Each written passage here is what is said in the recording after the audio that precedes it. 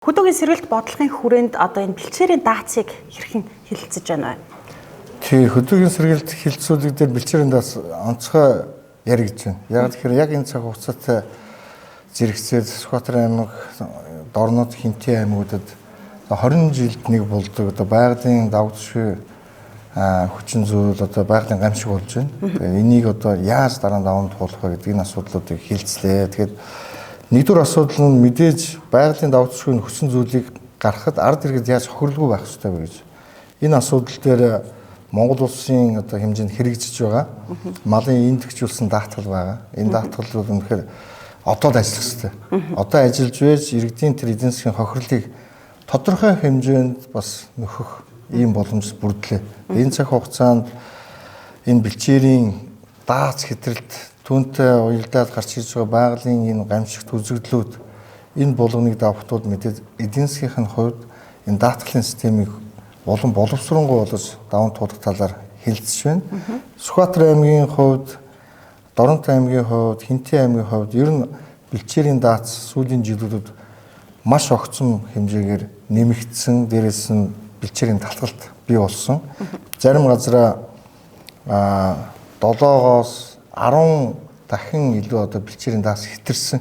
Үүнээсээ болоод одоо бэлчээр байхгүй, мал одоо зундаа тарах твэргээ гүйцэд авч чаддгүй. Түүнээсээ болоод үйлчлэлтийн одоо даван туулах чадвар муу. Тэгээ хаврын энэ тарчиг цагт одоо энэ шуурга бол үнэхээр энэ тал нутгийн хувьд бол хамгийн том бэрхшээл байдаг. Энэ бэрхшээл бидэнд тулгарчлаа. Тэгэд энийг яаж даван туулах, цаашид хэрхэн одоо мал аж ахуйг эрсдэлгүй байлгах тал дээр бас энэ хилцүүлгүүдээр ярьж байна л да. Сүхбаатар аймгийн хувьд жишээлх юм бол одоо бид нар хамгийн олон малтай 5 аймгийн нэг байгаа тий. Тэгэхээр одоо бэлчээрийн даацыг сайжруулахын тулд малынхын тоог цэвэрлэх юм уу? Эсвэл эсвэргээрээ одоо малын махыг экспортлж хятадтай одоо хамтран ажилласнаар бас одоо энийг бизнесийн эргэлтэнд, эдийн засгийн эргэлтэнд оруулна гэдэг зүйлийг ярьж байна л да тий. Тэгэхээр энэ тал дээр та юу гэж бодож байна? Тийм мэдээж ер нь одоо улсын хурлын гишүүнийхээ хувьд миний хэлдэг ганц асуудал л да. Үнэхээр мал хөдөөчхөн одоо энэ мал аж ахуйн салбар дээр төрийн барьж байгаа бодлууд бол яг эдийн засгийн хоригт улс орныг оруулахтай адилхан ийм хоригуудыг аваад байгаа. Энэний одоо хамгийн том жишээ бол одоо махны экспортыг бол жилийн одоо цаг хугацаанд хоригддог. За түүний төлөө төр засаг үйл ажиллагаагаа чиглүүлдэг. Энэс болоод бол мал их хэмжээгээр өссөн. Яг тэгэхээр малчин бас орлогоо нэмэгдүүлэхийн тулд их малтай байж өнөөдрийнхээ хэрэглээний мөнгийг олж, цөөхөн малтай хүн хэрэглээнийхээ мөнгийг олж чадахгүй хэмжээнд.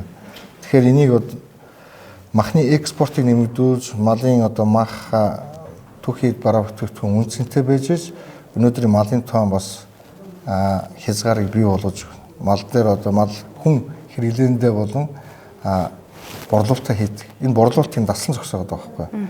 Тэгэхээр энэ асуудал бол онцгой яригдж байна. Тэгэхээр яг ингээд бид нар ингээд өнөөдөр ярьдаг маргааш одоо байгалийн энэ гамшигт үзэгдэл түүний ар дээр гарч хор хохирол дуусаад мартдаг. Эргээл одоо өөр хүчин зүйлээс одоо Улаанбаатар хотын мах хямдхан байлгахыг хүссний дагуу одоо махны экспортыг зогсоодог.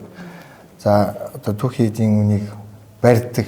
Энэ бодлого нь өөрөө буруу байгааг илэрлэн өнөөдрийн энэ бэлчээрийн одоо талхалтай, бэлчээрийн асуудал, дээрээс нь өнөөдөр гамшигын асуудал ингээд бүгд нэгэн л асуудал.